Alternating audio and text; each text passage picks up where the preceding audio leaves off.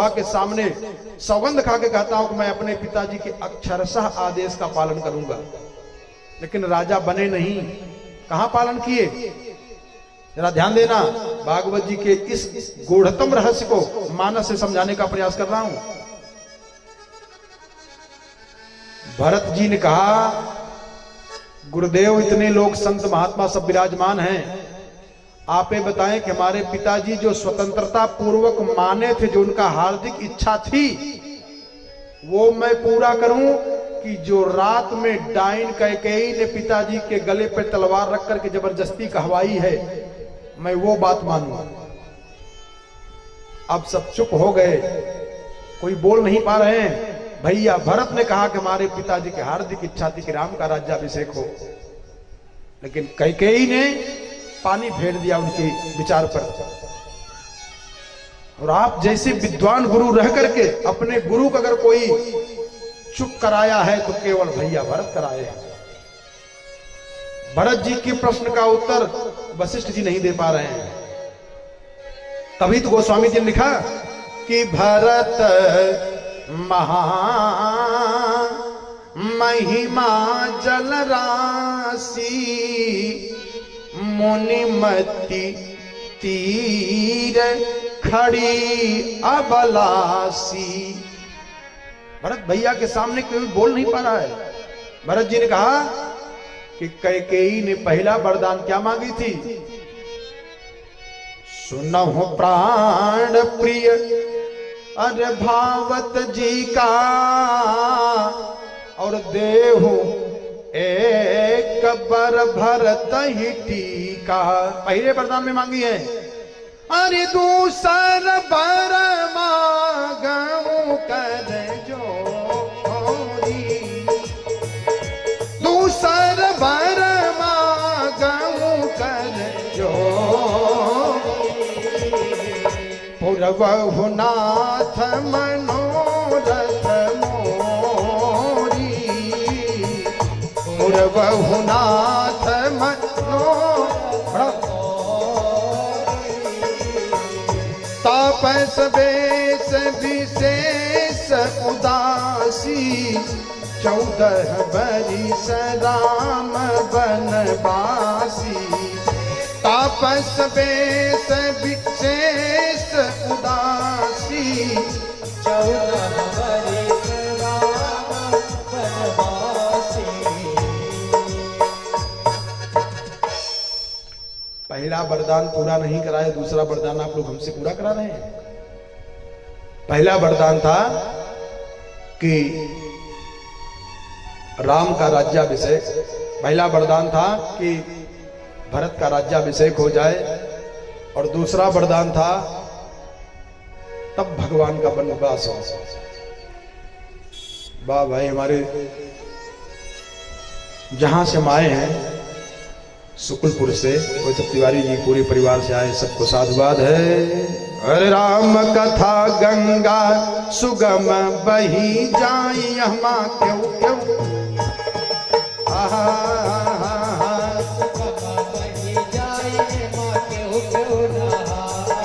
राम कथा गंगा सुगम बही जाई, हमा क्यों क्यों नहार। बड़ा नहीं, राम कथा गंगा सुगम बही जाई, हमा क्यों क्यों नहार। राम कथा गंगा सुगम बही जाई, हमा क्यों क्यों नहार। राम कथा गंगा सुगम बही जाई, हमा क्यों क्यों नहार। हमारा भाव ध्यान दें, समझने का प्रयास करें। भैया भरत ने कहा कि पहला वरदान कैकेयी ने मांगा था कि सुनहु प्राण प्रिय भावत जी का, और देहु एक बर भरत ही टीका। आपने पहला वरदान पूरा कराया, सब चुप। ए भरत जी हैं, ध्यान देना। ऐसे ये रुक्मिणी जी ने अपने माता पिता भाई बंधुओं की इच्छा को जब जान गई, हमारे माता पिता भाई बंधुओं की इच्छा है कि मेरा पाणी ग्रहण संस्कार द्वारिकाधीश के साथ में हो जाए। एक बात बता दूं आपको, ये जो कन्या पैदा होती है तो वह पुत्र पैदा होते हैं, ये कौन है जानते हो? अपना ही कर्म, अपना ही पुण्य रूप धारण करके प्रकट हो जाता है। हरि दशरथ सुकृत, राम कौन है जानते हो? दशरथ यहां क्यों पैदा हुए? कहा दशरथ सुकृत राम धरे देहि, दशरथ सुकृत राम धरे,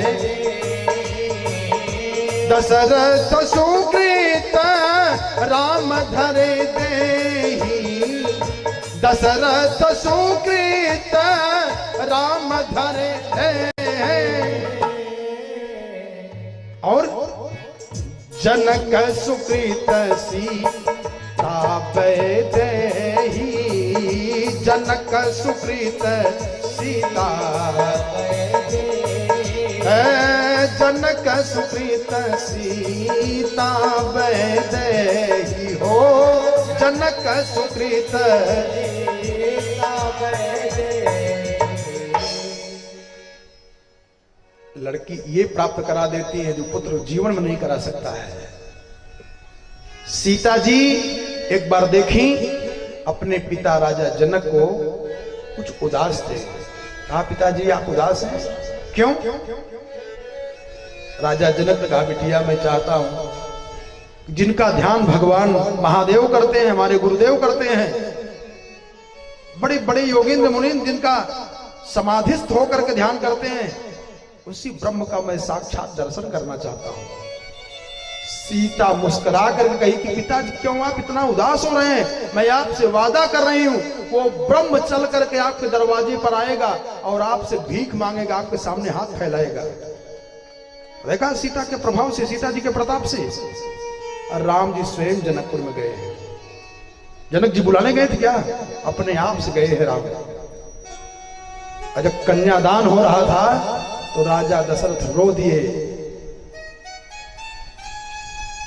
कन्यादान के समय में लड़की का पिता रोता है, लेकिन वास्तविकता प्यारे यह है कि लड़के के पिता को रोना चाहिए। क्यों? जब कन्यादान हो रहा था तो राजा दशरथ की आंख से सुपात हो रहा था। विदेहराज ने कहा महाराज क्या हो रहा है? कहा आज जनक जी मैं आपसे छोटा हो गया, मेरे वैभव को देख करके देवराजेंद्र शर्माया करते थे। मैं अयोध्या का चक्रवर्ती सम्राट हूं, मेरे नाम पर देवता कांप जाते हैं। लेकिन हे जनकराज, आज ये राजा दशरथ का हाथ आपके हाथ से नीचे हो गया, आप हमसे बड़े हो गए। आप दे रहे हैं, दाता बड़ा होता है, लेने वाला छोटा होता है। रुक्मिणी जी के मन में यह विचार आ गया कि मेरे माता पिता का अगर इच्छा है कि द्वारिकाधीश के साथ मेरा पाणी ग्रहण संस्कार हो, तो मैं अपना पाणी ग्रहण संस्कार, मैं अपना विवाह द्वारिकाधीश के साथ में ही कराऊंगी। ध्यान देना, बहुत ध्यान से समझना। एक तो एक कथा है, और दूसरी बात ये लक्ष्मी ही रुक्मिणी जी के रूप में अवतार ली है। लक्ष्मी और नारायण का संबंध बनना है। इस प्रसंग को अगर आप गहराई से उतार लेंगे तो आपके घर में लक्ष्मी जी की कृपा कैसे होती है सीख जाओगे। लक्ष्मी जी की कृपा बरस जाएगी। कहा कि तब लक्ष्मी जी माने रुक्मिणी जी ने पत्र लिखी हैं। को पत्र लिखना सबको नहीं आता है। एक बात बता दूं, बुरा मत मानना, प्रेम भगवान का रूप है। प्रेम ही भगवान ने कहा ना, भगवान का स्वरूप क्या है? प्रेम। प्रेम से हमको भजो तो तेरा बेड़ा पार है। प्रेम केवल लग जाए बस, लेकिन प्रेम किसे कहते हैं आज तक जान नहीं पाए। हिंदी से डबल में पीएचडी, डीफिल, एमफिल किए बैठे हैं, लेकिन उनसे पूछा जाए कि प्रेम की परिभाषा बता दो, प्रेम किसे कहते हैं? एक केवल प्यारे श्रीमद् भागवत जी की कथा से सीख पाओगे, अन्यथा कहीं पा ही नहीं पाओगे। कबीर ने लिखा है कि पोथी पढ़ी पढ़ी जगमुआ और पंडित भया न कोई, ढाई आखर प्रेम का, पढ़े सो पंडित हो। आजकल के जो नवयुवक हैं कथा नहीं सुने, यह प्रेम सुन रहे हैं। प्रेम भगवान का स्वरूप है और रोज पेपर में आता है। एक आध दिन ऐसा नहीं बीत पाता जिस दिन प्रेमी प्रेमिका का समाचार नहीं आवे। प्रेमी ने प्रेमिका के विरह में दिया जान, जय सिया राम। मर रहे हैं रोज। और प्रेम भगवान का रूप है, तो प्रेमी प्रेमिका दोनों मर क्यों जा रहे हैं? आत्महत्या करके मर जा रहे हैं। इसका मतलब कि असली प्रेम नहीं है ये। फिर प्रेम क्या है? देखो, ये जो वास्तव में जिसको प्रेम कहा जाता है, ढाई आखर प्रेम का, ये दावा से कह रहा हूं, केवल प्रेम जान जाओ। प्रेम किसे कहते हैं? वो जीवन में कभी धोखा खा ही नहीं सकता है। और केवल इस ढाई अक्षर प्रेम को जान जाए तो बहुत बड़ा पंडित बन जाएगा, बहुत बड़ा विद्वान बन जाएगा। पूरी दुनिया में उसका कोई जोड़ ही नहीं कर सकता है। लेकिन प्रेम है क्या? अंग्रेजी के LOVE, लव, लव को कहते हैं प्रेम है। लव माने प्रेम। आसक्ति है, वो प्रेम नहीं है। देखो, हमको तो कहना नहीं चाहिए, लेकिन आज थोड़ा भाव में आ जा रहा हूं, कह दे रहा हूं, क्षमा करना। एक आसक्ति का प्रेम बताऊं, कलयुगी प्रेम, जिसको कलयुग के लोगों ने प्रेम बनाकर बैठ लिया, आसक्ति को प्रेम बनाया है। अरे मेरा खत पढ़ के हैरत है सबको, एक प्रेम क्या लिख रही है तो प्रेम क्या, लेकिन ये आसक्ति को प्रेम बना के बैठी। देखो जरा अंदर देखो, मेरा खत पढ़ के हैरत है सबको, प्यार में हमने क्या लिख दिया है, प्यार में हमने क्या लिख दिया है। मेरा खत पढ़ के सबको, प्यार में हमने क्या लिख दिया है, प्यार में हमने क्या लिख दिया है। जिसको लिखना था जालिम सितमगर, जिसको लिखना जालिम सितमगर, उसको जाने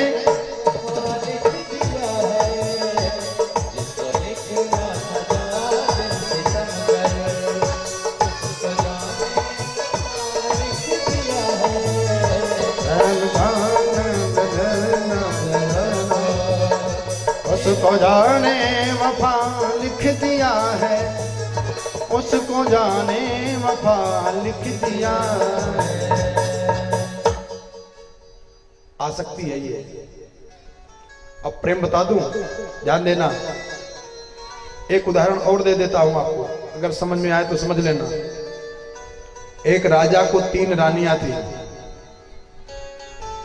राजा जब आने लगे अपने राज्य में, तो तीनों पत्नियों को पत्र लिख करके दिया, जिसको जो भी चाहिए हमसे मांग लो, लिख लो। तो एक रानी ने लिखा सोने का हार, जो गहना होता है ना महंगा महंगा, उसको लिख दिया।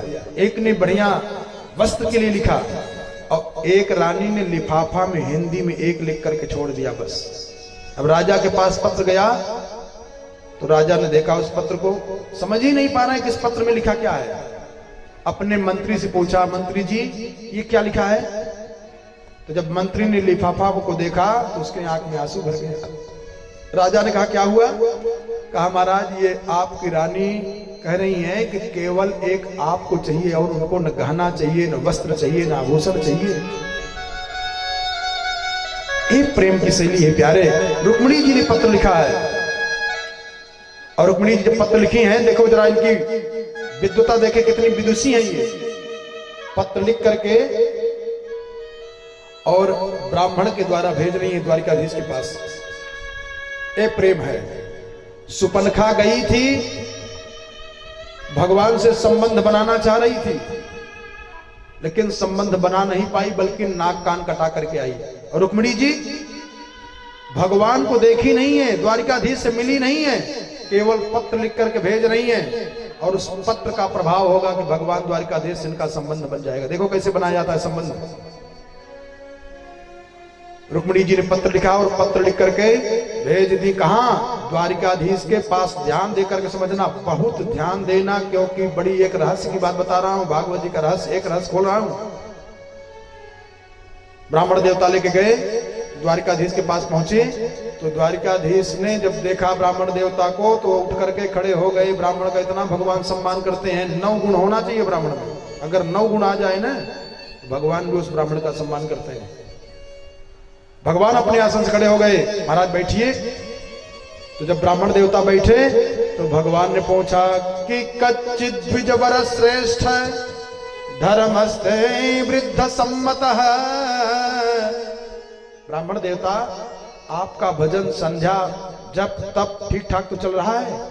ब्राह्मण को ये समझना चाहिए, ये उसका धन है, ब्राह्मण का ये ताकत है, ये बल है, ये धन है, तपस्या। कहा हाँ महाराज सब कुछ ठीक ठाक है। तो भगवान ने एक बड़ा बढ़िया उपदेश दे दिया है, अगर इस उपदेश को समझ जाओ ना तो दुख से छुटकारा मिल जाए। क्या कहा? असंतुष्टो सकृल्लोकान आपनोत्यपि सुरेश्वरः। भगवान कह रहे हैं कि किसी भी प्रकार से असंतुष्ट नहीं होना चाहिए, सबको संतुष्ट रहना चाहिए। संतुष्टो यरिहि वर्तेत, सुख की चाबी है, कुंजी है। क्या? संतुष्ट रहना चाहिए, संतोषी बनना चाहिए। अगर आप संतोषी रहेंगे, संतुष्ट रहेंगे, तो पहला काम यह है कि कोई भी बीमारी आपको पकड़ेगी नहीं। सारी बीमारियों की जड़ है असंतुष्ट, असंतोष। काम पर विजय प्राप्त करना है, संतोष का अस्त्र आ जाए। क्रोध पर विजय प्राप्त करना है, संतोष का विजय प्राप्त हो जाए। लोभ पर विजय प्राप्त करना है, संतोष का अस्त्र प्राप्त हो जाए, बस आप सब पर विजय प्राप्त कर लेंगे। कहा महाराज निश्चित रूप से संतुष्टो यर्हि वर्तेत, लेकिन ब्राह्मणों ये न के नचित, सबको संतुष्ट रहना चाहिए, लेकिन ब्राह्मण को किसी भी प्रकार से हर हाल में संतुष्ट ही रहना चाहिए, निश्चित रूप से संतुष्ट रहना चाहिए। और भागवत जी का देख करके पढ़ लेना। जब पत्र खोले हैं, पहले तो ब्राह्मण देवता ने भगवान को दिया, द्वारिकाधीश को कहा महाराज, द्वारिकाधीश ने पूछा महाराज आपका आगमन कैसे हुआ? कहा राजकुमारी जी ने पत्र भेजा है, वही पत्र मैं आपके पास लेकर के आया हूं। पत्र दिया भगवान को, भगवान ने कहा कि आप ही पढ़ के सुना दो। ब्राह्मण देवता ने कहा कि आपको भेजा गया है, मैं कैसे पढ़ दूं?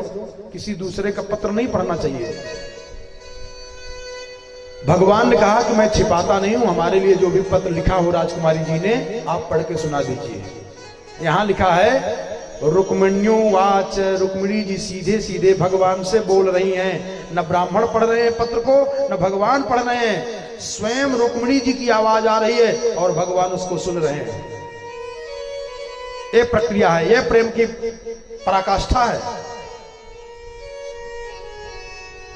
और सरल करके बता दूं, हनुमान जी महाराज को भगवान राम ने जब मुद्रिका दे करके भेजा कि जाकर के सीता जी से, तो हनुमान जी मुद्रिका तो लिए। माता और पिता के विरह वेदना को बेटा अगर कह दे तो नालायक पुत्र माना जाता है। लायक पुत्र कभी माता पिता की विरह वेदना को एक दूसरे से कह ही नहीं सकता है। मैं कैसे कहूंगा? श्रीमद् भागवत जी का जो विशेष विज्ञान की प्रक्रिया है, यहीं से लेकर के गोस्वामी जी ने वहां दर्शा दिया है। हनुमान जी जब गए हैं तो सीता और राम के संदेशा को हनुमान जी महाराज ने कितना सुंदर तरीके से प्रकट करा दिया है। जरा देखो, भागवत जी का नकल गोस्वामी जी ने किया। सीता जी को समाचार बताते गए और जब भगवान राम की मूल बात आई कहने की, गुप्त बात आई कहने की, विरह की बात आई, वेदना की बात आई, कैसे कहेंगे? तो हनुमान जी ने अपने शरीर को यंत्र बना लिया और कहा कि रघुपति कर संदेश। अब अभी तक तो हमने अयोध्या का संदेश, बानरों भालुओं का संदेशा बताया, लेकिन अब माता जी, अरे रघुपति कर संदेश अब धरि जननी धरि धीर। रघुपति कर संदेश अब सुनु जननी धरि धीर, अस कही कपि गद गद हुए, भरे बिलोचन नीर। आंख में आंसू भर गया और वाणी अवरुद्ध हो गई। अस कही कपि गद गद भय, भरे बिलोचन नीर। जरा देखें भागवत जी का विज्ञान देखें, रामचरितमानस में प्रकट किया गया। अब क्या हुआ? कहा कहे राम, हनुमान नहीं, हनुमान जी यंत्र बन गए हैं और बोल कौन रहे हैं? राम। हनुमान जी तो चुप हैं। अस कही कपि गद गद भये, भरे बिलोचन नीर। आंख में आंसू भर गया हनुमान जी को, गदगद हो गए हैं, वाणी निकल नहीं रही है। अब बोले कौन? कहा कहे राम, वियोग तव सीता। कहे राम, वियोग तव मोकहु सकल भय विपरीता। मोकहु कहे राम, वियोग तव सीता। मोकहु सकल भय विपरीता। मोकहु सकल भय विपरीता। मोकहु सकल भय विपरीता। मोकहु भय विपरीता। स्वयं सीता जी के सामने भगवान राम बोल रहे हैं। ऐसे प्यारे रामचरितमानस में सीता जी के सामने भगवान राम हनुमान जी के माध्यम से स्वयं बोल रहे हैं। श्रीमद् भागवत जी में लक्ष्मी स्वरूपा रुक्मिणी जी के सामने, भगवान द्वारिकाधीश के सामने लक्ष्मी स्वरूपा रुक्मिणी जी सीधे सीधे बोल रही हैं। यंत्र का काम वो ब्राह्मण बना हुआ है। यहां लिखे रुक्मण्यो वाच, रुक्मिणी जी सीधा सीधा बोल रही हैं। बहुत ध्यान देकर समझना। 7 श्लोक लिखी है, 7 मंत्र है। इस 7 मंत्र जिसको आ जाए भगवान से संबंध बन जाए, पक्का बन जाए। जब विवाह होता है तो वर और कन्या के 7 वचन होते हैं। कन्यादान जब होने लगता है तो लड़की कहती है, पहली वचन में कहती है, पहली बार में कहती है, हे भगवान गणेश, आज मैं अपने माता पिता के उत्तम कुल खानदान को छोड़ करके वर पक्ष में जा रही हूं। अगर ये हमारे साथ कोई धोखाधड़ी करे तो आपकी जिम्मेदारी होगी। इसलिए धर्मपत्नी के साथ कभी भूल करके भी धोखा नहीं देना चाहिए। 7 गवाही होती है, 7 वचन होता है। दूसरे में कहती है कि हे भगवान राम, हे भगवान श्री कृष्ण, आज मैं अपने माता पिता के उत्तम कुल खानदान को छोड़ करके वर पक्ष में जा रही हूं। अगर हमारे साथ कोई धोखाधड़ी करे तो आपकी जिम्मेदारी होगी। जरा यहां देखें, मंत्र से देखें। रुक्मिणी जी पहले मंत्र में लिखी हुई हैं। दूसरा भाव इसका एक और भी है। क्या? अगर ये माहौल, ये वातावरण, ये संस्कार आप अपने घर में उतार देंगे तो लक्ष्मी माता की कृपा अपने आप हो जाएगी। ऐसे परिवार में लक्ष्मी जी चली जाती है अपने आप से। लक्ष्मी जी का पसंद है क्या? बहुत पैसा कमा दे, पत्नी प्रसन्न हो जाए ना। बहुत घर में बैठे रहो, पत्नी प्रसन्न हो जाए ना। किस पर खुश होती है? और वो भी लक्ष्मी माता। श्रुत्वा गुणान भुवन सुंदर शृण्वतान्ते, निर्विश्य कर्ण विवरैर हरतोंगतापम, रूपम दृशां दृशिमता मखिलार्थलाभम, त्वय्यच्युता विसतो चित्तमपत्रपं में। उत्तमोत्तम स्त्री का लक्षण भी है। 2 विशेषण लगाई हैं। कौन? रुक्मिणी जी। श्रुत्वा गुणान भुवन सुंदर शृणमतां ते निर्विश्य कर्ण विवरैर हरतो गतापम रूपम दृशा दृशिमता मखिलार्थलाभम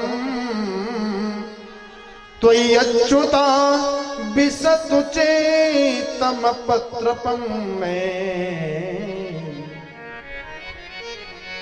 उत्तम श्रेणी की स्त्रियों का यह लक्षण है। क्या? हे त्रिभुवन सुंदर। और रुक्मिणी में दोष क्या रहा? देखो मिला लो। रुक्मिणी जी ने द्वारिकाधीश को संबोधित किया कि हे त्रिभुवन सुंदर, आपके समान दुनिया में कोई सुंदर नहीं है। और सुपनखा बुआ क्या बोली है? अरे तुम सम पोरोसन मौसम नारी, तुम सम पोरोसन, तुम सम पोरोसन मौसम नारी, तुम सम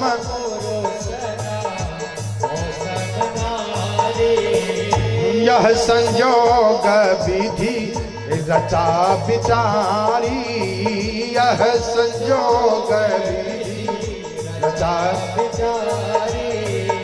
ताते यही लगी रहे वो कुमारी, ताते यही लगी रहे वो।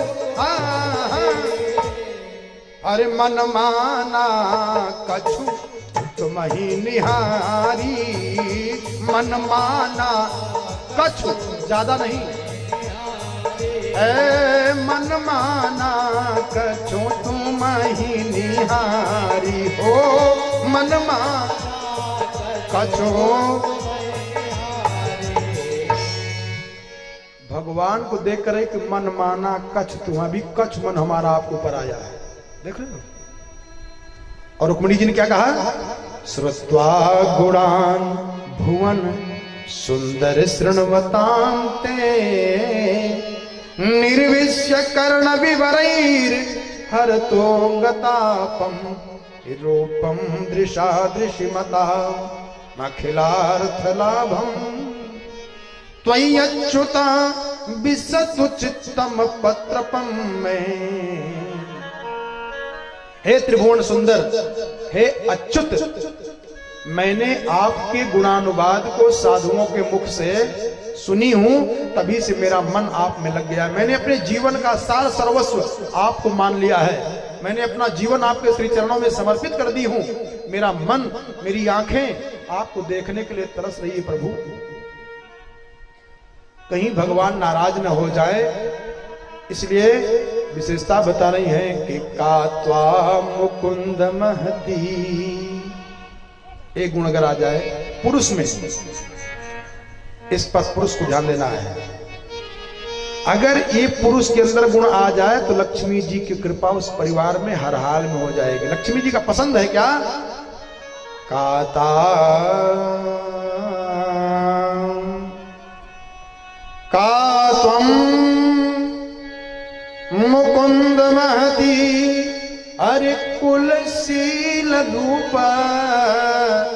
माता जी कह रही है क्या कि कात्वा मुकुंद महती अरे कुलशील रूप विद्यावयो द्रविण धाम भीरात्म तुल्यम धीरापतिम कुलवती न वृणीत कन्या काले नृसिंह नरलो कमनो भीरा मम। ये दो गुण अगर आ जाए ना तो लक्ष्मी जी कृपा हो जाती है। कात्वा मुकुंद महती अरे कुलशील रूप, कुलीन हो, शीलवान हो। और इसी भागवत जी के दो शब्द को लेकर के गोस्वामी जी ने अवधि में लिखा,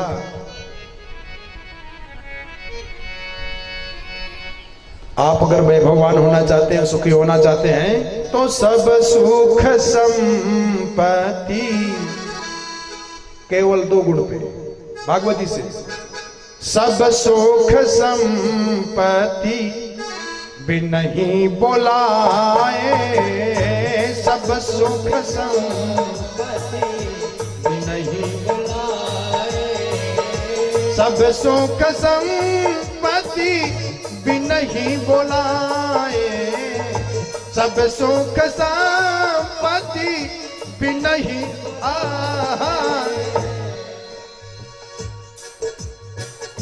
धर्मशील पही जाई शोभाए, धर्मशील पही जाई शोभाए, धर्मशील पही जाई शोभाए, ओ धर्मशील पही जाई शोभाए। रुक्मिणी जी का नहीं है महाराज, कात्वा मुकुंद महती कुलशील रूप। पुरुष को कुलीन होना चाहिए, अपने माता पिता कुल खानदान की मर्यादा पर ध्यान दे। हमारे माता पिता पितामह संस्कार को बना करके हम बिगाड़ रहे हैं, और शीलवान होना चाहिए, धर्मवान होना चाहिए। रुक्मिणी जी का नहीं महाराज, कात्वा मुकुंद महती हर कुलशील रूप, विद्या वयो द्रविण धाम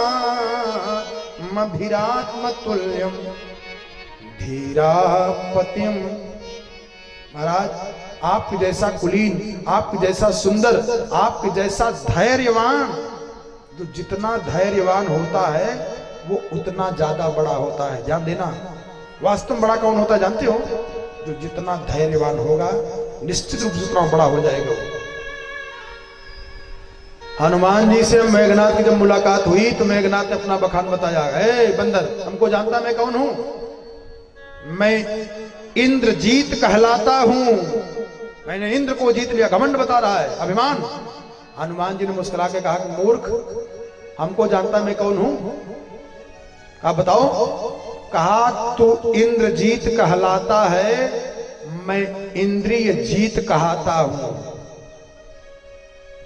जो बाहर के दुश्मनों को जीत लेता है उसको वीर कहा जाता है, जो अंदर के दुश्मनों को जीत लेता है उसको महावीर कहा जाता है। इसलिए धीरापतिम, कई लोगों ने घर में हमेशा ही लड़ाई होता रहता है, पति पत्नी में कलह। धैर्यवान होना चाहिए पुरुष को, बहुत धैर्यवान होना चाहिए, तब लक्ष्मी माता कृपा होती है। कहा महाराज, हमारे यहाँ की परंपरा है, और देखो हम जो कहते हैं कि नियम से यज्ञ करो, नियम से पूजा करो, नियम से कथा सुनो, तो उसका फल मिलता है। रुक्मिणी जी ने आज जो नियम से पूजा की है, नियम से साधुओं के मुखारविंद से जो कथा सुनी है, उसको दांव पर लगा दिया है। ध्यान देना, कथा में कितनी शक्ति होती है। प्यारे, संसार की जितनी भी प्रक्रिया है वो आपको धर्म, अर्थ, काम, मोक्ष की प्राप्ति करा सकती है, लेकिन अगर कथा की कृपा हो जाए, कथा से संबंध बन जाए, तो ये सब तो चरणों की दासी बन जाएंगी, बल्कि भगवान को मिला देती है कथा। आपने देखा, भरत भैया जब गए थे प्रयागराज में, तो प्रयागराज भरत की भक्ति देख करके प्रसन्न हो गए, और भरत जी से प्रयागराज महाराज ने कहा कि 4 पदार्थ भरा भंडारू, जो चाहिए भरत जी ले लीजिए। तो भरत जी ने मांगा क्या? कहा मांगऊं भीख त्यागी निज धर्म,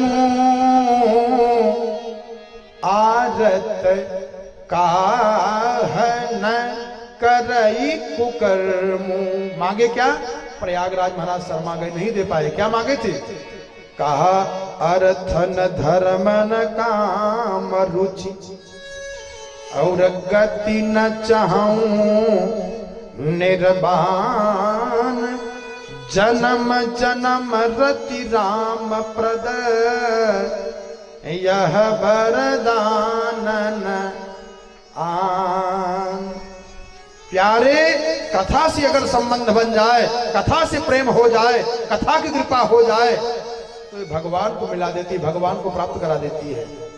रुक्मिणी जी ने कहा कि अगर मैं नियम पूर्वक पूजा की हूं और आराधितो यदि गदाग्रज ऐत्य पाणिम, यदि अगर मैं नियम पूर्वक भगवान की कथा साधुओं के मुखारबिंद से सुनी हूं तो गृहणा तुम्हें नदम घोष सुतादयो ने,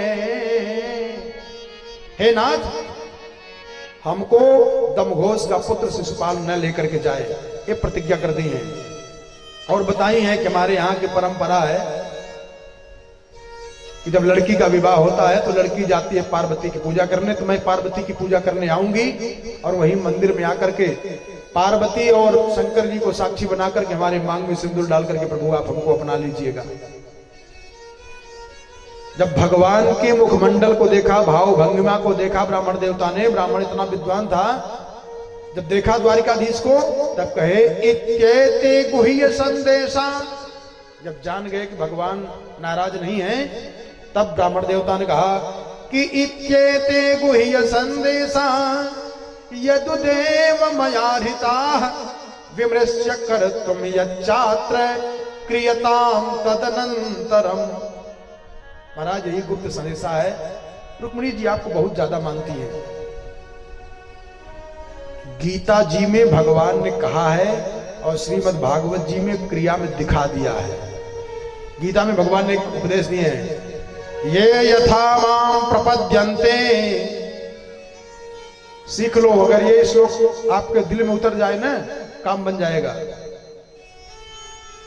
ये यथा माम प्रपद्यन्ते तांस्तथैव भजाम्यहम्, जो हमको जैसा भजता है उसको मैं भी वैसा भजता हूं। आप भगवान की कथा सुनेंगे तो भगवान भी आपकी व्यथा सुनेंगे।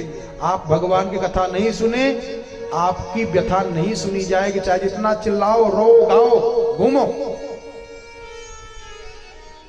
तब ब्राह्मण देवता ने कहा महाराज मैं जाऊं? कहा आप कहां जाओगे? अरे तामान यस्य उन्मथ्य राजन्यापसदान मृधे। रुक्मिणी जी ने कहा था कि पुरुषार्थ का दान देकर के हमको अपने साथ लेके चले। एक शिक्षा दी है, सीख लो। कुछ ऐसे दहेज लोभी बैठे रह जाते हैं, जानते हो, दिन नष्टम कुभोजनम जन्म नष्टम कुभार्या। दहेज के लालच में बैठे हैं। किस संस्कार की लड़की आ रही है, किस परिवार की लड़की आ रही है, उस पर ध्यान नहीं है। दहेज कितना मिल रहा है उस पर आंख लगाए बैठे हैं। पूरा परिवार तहस नहस हो जाता है। जानते हो, सुपनखा भगवान के पास आई थी संबंध बनाने के लिए। और कौन सुपनखा है? त्रैलोक के विजयी रावण की बहन है सुपनखा, रावण की बहिनी। वो भगवान से संबंध के लिए भीख मांग रही है, लेकिन भगवान राम ने कहा तेरे जैसे डाइनों की जरूरत नहीं है। सीता जैसे सती के लिए अगर अपने पूर्वजों की हड्डी भी तोड़नी पड़ेगी तो मैं पिनाक धनुष को तोड़ करके सीता जैसे सती को प्राप्त करूंगा। तेरे जैसे डाइनों की आवश्यकता नहीं है। तो यहां रुक्मिणी जी ने कहा ना कि हे नाथ, काले नृसिंह नरलोक मनोभिरामम, आप आए और वीरता का दान करके हमको अपने साथ में लेके चले। पुरुषार्थ का दान करें, संसार की परंपरा को ठीक कर दे महाराज, आप दान दे करके हमको लेके चले। भगवान ने कहा ठीक है, और ब्राह्मण देवता को बैठा करके लेके चले। रुक्मिणी जी की सखियां रुक्मिणी जी को सजा रही हैं, गहना पहना रही है, क्योंकि बारात आने वाली है। शिशुपाल मौर बांध करके सज रहा है, तैयार हो रहा है। और इधर रुक्मिणी जी की सखियां जब सजाने लगी तो रुक्मिणी जी सज नहीं रही है, आंख में आंसू भर जा रहा है। क्यों? कि हमारे द्वारा पत्र का जवाब भी नहीं मिल पा रहा है, भगवान हमको स्वीकार करेंगे कि नहीं करेंगे। और एक गजब की बात कर दिया है, अगर यही सीख लो ना कथा ये सिखाती है। रुक्मिणी जी रो करके मन में सोच रही हैं कि दुर्भगाया न में धाता, मेरी अभागिन के ऊपर भगवान ने कृपा नहीं किया लगता है। नानुकूलो महेश्वर देवी विमुखा गौरी रुद्राणी गिरिजा सती। हमारे ऊपर भगवान शंकर जी, माता पार्वती प्रसन्न नहीं हुई हैं। माताएं ध्यान दे लें, आप भी ध्यान दे लें। एक ऐसा कीमती रत्न भगवान ने शरीर में दिया है, लेकिन प्रयोग करने नहीं जानते, उल्टा का पुल्टा करते हैं। कथा सुन करके सीख लो। ये आंसू जो भगवान ने दिया है, हर मानव को आंसू दिए हैं, और ये आंसू कहां गिरा देता है, कहां गिराना चाहिए, कहां इसकी कीमत को कौन जानेगा। आदमियों के सामने रो ना, संसारियों के सामने जितना रोओगे उतना ही ज्यादा और रुलाएंगे। कभी भी आप रोइए उनके सामने, किसी भी घटना को लेकर रोए, ऐसी बात बोलेंगे कि भैया आप और ज्यादा रोए। इस अनमोल कीमती आंसू की कीमत परमात्मा जानते हैं प्यारे, इसलिए कथा से अपने जीवन को ठीक कर लो। अरे अनमोल तेरा जीवन, कहां जा रहे हो? अनमोल तेरा जीवन यूं ही गंवा रहा है, अनमोल तेरा जीवन यूं ही गंवा रहा है, अनमोल तेरा जीवन यूं ही गंवा रहा है, अनमोल तेरा किस ओर तुझे जाना, किस ओर जा रहा है, किस ओर तुझे, किस ओर जा, अनमोल तेरा जीवन, अनमोल तेरा जीवन यूं ही।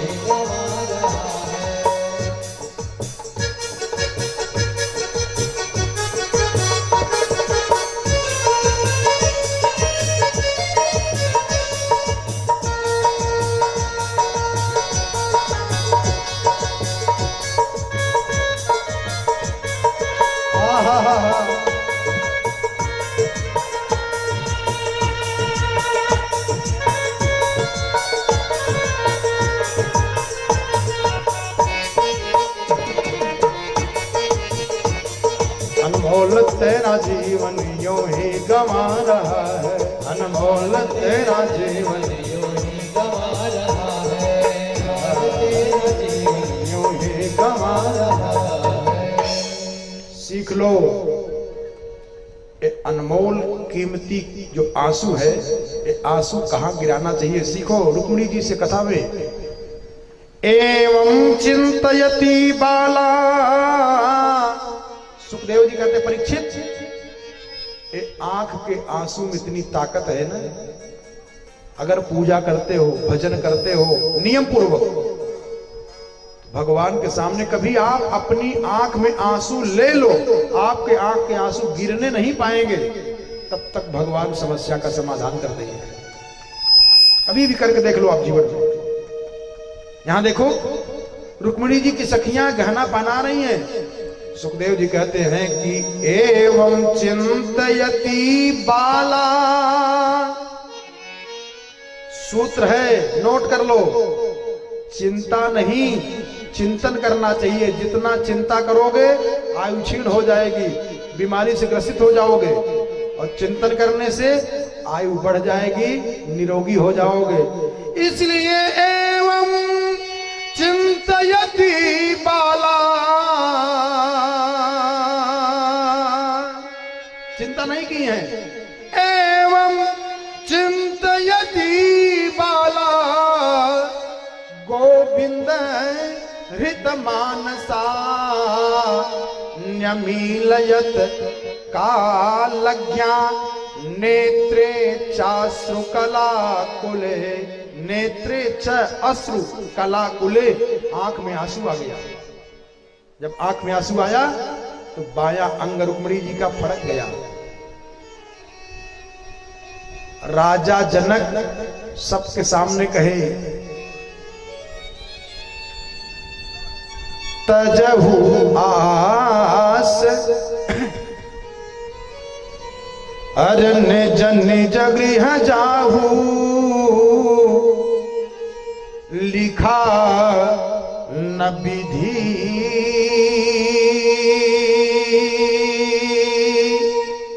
वैदेही विवाहु।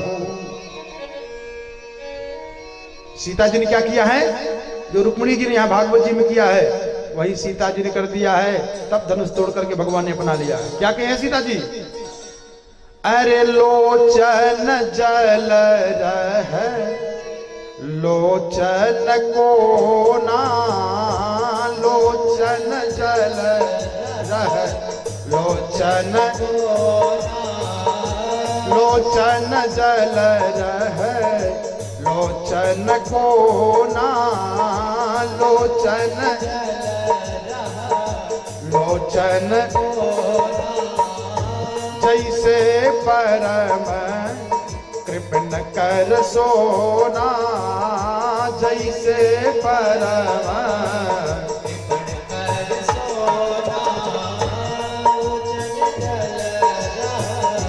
लोचन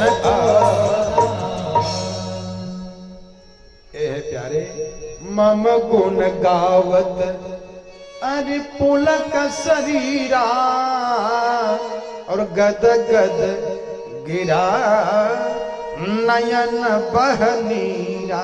रुक्मिणी जी ने क्या किया? आंख से आंसू आ गया। नेत्रे च अश्रु कलाकुले, आंख में आंसू भर गया। कब? चिंतन करते समय।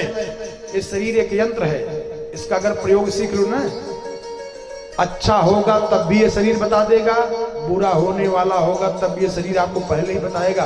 कहीं जाना नहीं है। कैसे जानते हो? रुक्मिणी जी ने जब भगवान गोविंद का हृदय में चिंतन की है तो बायां अंग अपने आप, वाम और भुजो नेत्रम स्फुरन प्रिय भाषिण, बाई आंख, बायां भुजा, बायां पैर रुक्मिणी जी का स्फुरन होने लगा, कूदने लगा।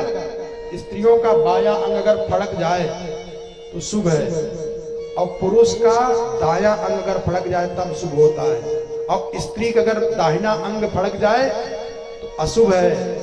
गाय को, साधु को, ब्राह्मण को कुछ दान पुण्य कर दे, अशुभ कम हो जाए। अब पुरुष अगर बायां अंग फड़के कूदे तो जान लेना कि कुछ न कुछ अशुभ घटना घटने वाली है। यही प्रक्रिया कर दे। रुक्मिणी जी का बायां अंग फड़का माने शुभ सूचना मिला, और जब देखे आगे सामने तो ब्राह्मण देवता ने आंख से इशारा कर दिया कि द्वारिकाधीश आ गए हैं। अब रुक्मिणी जी प्रसन्न हो गई हैं, खूब प्रसन्नता के साथ हो गई। अब गहना होना पहन करके तैयार हो रही हैं, और इधर जितने भी लोग हैं सब तैयारी करें, और जितने रुक्मिणी जी के पक्ष के लोग हैं, घराती लोग हैं, द्वारिकाधीश को सोचे तो सोचे दुल्हा सरकार यही है क्या? जो जो प्रक्रिया होती है दुल्हा के साथ में ना, वो द्वारिकाधीश के साथ में करना शुरू कर दिया। अच्छा फूल, बीरा, ये सब चढ़ाना शुरू कर दिया। तब रुक्मिणी जी का जो बड़ा भाई है रुक्मी कहा, क्या कर रहे हो? इनके साथ विवाह नहीं होना है, अभी तो शिशुपाल आया नहीं है, शिशुपाल के साथ होना है। लेकिन पहली प्रक्रिया द्वारिकाधीश के साथ में हो गई थी। परिपाटी है, परंपरा है क्या? मंदिर में जाना है। विदुषी ब्राह्मणिया राजकुमारी रुक्मिणी जी को लिवा करके जा रही है। कहां? मंदिर में। हरे राम ना बिगड़ी जेकर। इनका भाई रुक्मिणी जी का बड़ा भाई अपने स्वार्थ की पूर्ति करने के लिए राक्षस राज शिशुपाल से कराना चाह रहा था, लेकिन भजन ये काम कर देता है। राम ना बिगड़ी जेकर, अरे केहू का बिगाड़ी जी, राम ना बिगड़ी जेकर, केहू का बिगाड़ी, राम ना बिगड़ी, केहू का बिगाड़ी जी, राम ना।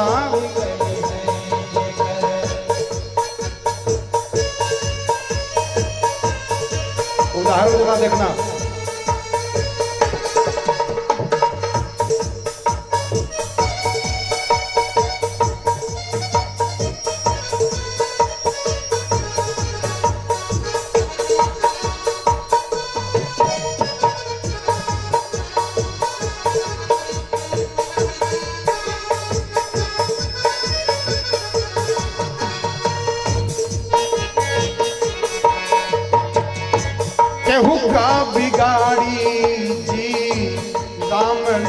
बिगड़ी जेकर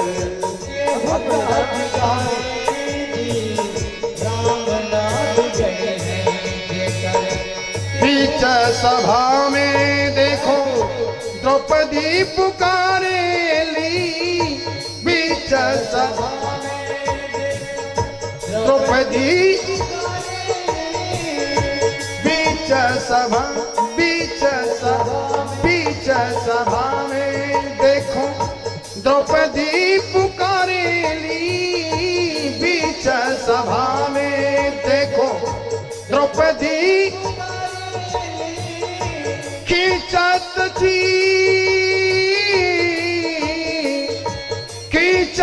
चीरे दुशासन हारी जी, राम ना बिगड़ी जेकर केहू का बिगाड़ी जी, राम ना बिगड़ी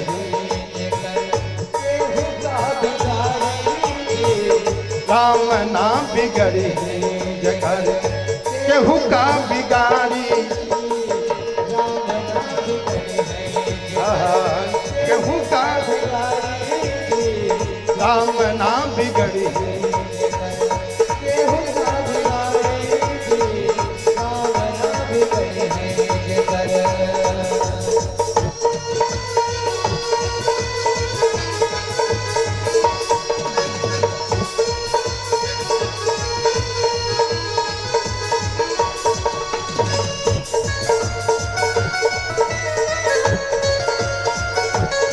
जय हो।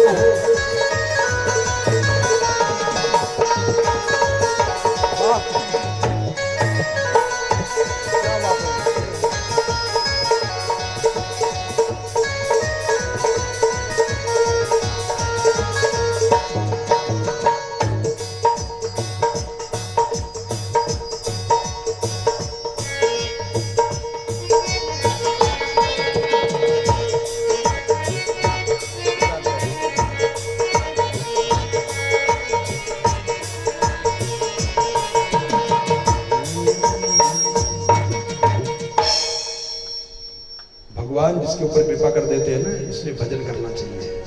रुक्मिणी जी को लिवा करके जाती हैं, जरा देखो मंदिर में कैसे जाना चाहिए, पूजा कैसे करना चाहिए, सीख लो यहाँ से। विदुषी ब्राह्मणियां लिवा करके जाती हैं और मंदिर में प्रवेश करने के पूर्व पहले आसाद्य देवी सदनम धौत पाद कराम्बुजा, मंदिर में प्रवेश के पहले धौत पाद कराम्बुजा, पहले पैर को धुलाई, हाथ को धुलाई, पवित्र होकर के तब मंदिर में जाना चाहिए। और कहा उपस्पृश्य शुचि शांता, यही सीख लो, मंदिर में जाने पर तब फल मिलता है। कैसे जाना चाहिए मंदिर में? उपस्पृश्य शुचि शांता प्रविवेशांबिकांतिकम, उपस्पृश्य माने आचमन करके शांत भाव से मंदिर में जाना चाहिए। मंदिर में अगर आप क्रोध में जाएंगे फल नहीं मिलेगा, और मिलबो करेगा तो क्रोध से ही मिलेगा। ये तरीका है। गई और वहां जाकर के जब प्रवेश की हैं तो 16 प्रकार से पार्वती की पूजा की है। नमस्ये त्वांबिके भीषणम स्वसंतान युताम शिवाम भूयात् पतिर्मे भगवान कृष्णस्तदनुमोदताम। पार्वती की पूजा की है 16 प्रकार से। और विप्रस्त्रियः पतिपति, अरे विप्रस्त्रियः पतिमति तथा तै समपूजया। ब्राह्मण की पत्नियों ने राजकुमारी जी को पूजा की विधि कराई नियम पूर्वक, और पूजा करके जब निकली हैं, एक अर्थ ये भी है, समझ लो, सीख लो। रुक्मिणी जी को भगवान क्यों लेके चले गए? जाना था शिशुपाल के साथ में। एक भाव ये भी है कि जो लक्ष्मी जी का दुरुपयोग करता है अथवा लक्ष्मी जी को राक्षस के साथ देना चाहता है, तो भगवान अपनी लक्ष्मी को अपने पास रख लेते हैं। जाओ तुम मूर्ख। बात समझ में आ रही है ना? जैसे अगर भगवान ने कृपा कर दिया और लक्ष्मी की कृपा हो गई, धन बढ़ गया, वैभव बढ़ गया, और जो उस लक्ष्मी जी का दुरुपयोग करते हैं, शराब में, वेश्यावृत्ति में, राक्षसी प्रवृत्ति में लगा देते हैं, तो भगवान अपनी लक्ष्मी को लेकर के अपने पास रख लेते हैं। फिर वो दरिद्र बन जाता है, बेकार हो जाता है। लक्ष्मी जी को कहां लगाना चाहिए? अरे शोधन धन्य प्रथम गति जागी, शोधन धन्य प्रथम गति जागी, शोधन धन्य प्रथम गति जागी, शोधन धन्य प्रथम गति जागी, शोधन प्रथम गति जागी।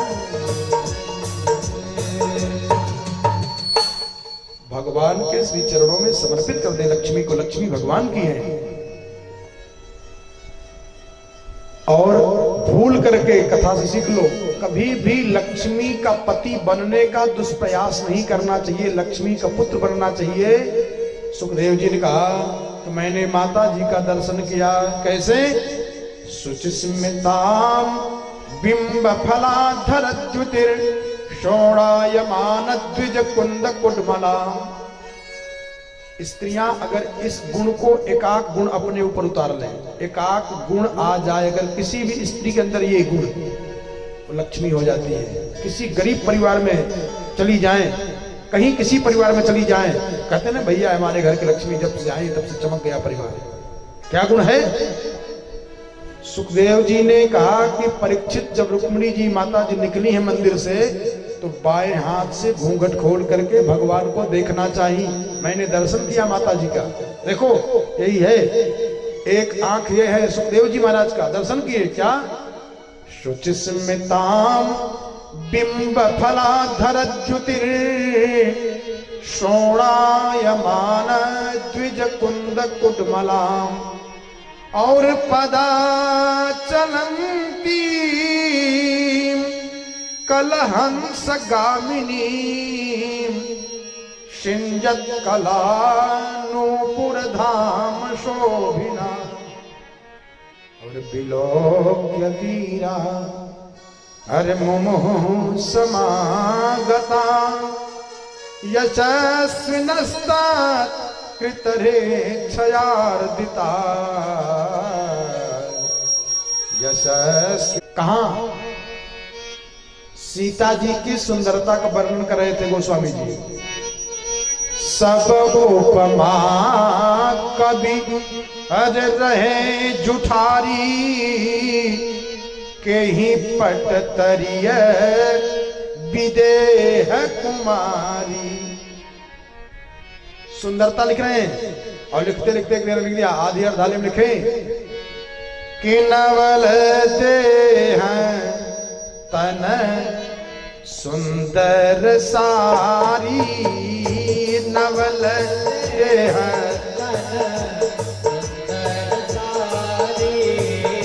नवल देह तन सुंदर सारी, नवल देह तन सुंदर।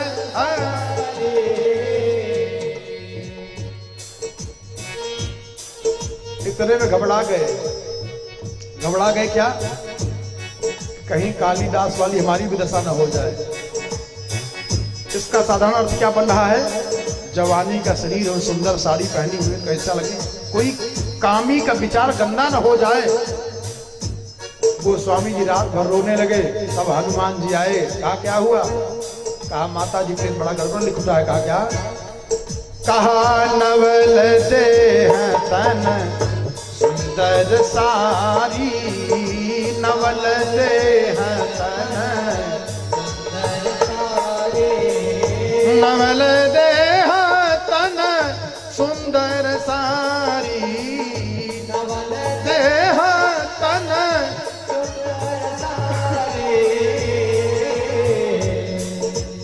ये आधी अर्धाली हनुमान जी लिखवा रहे हैं क्या।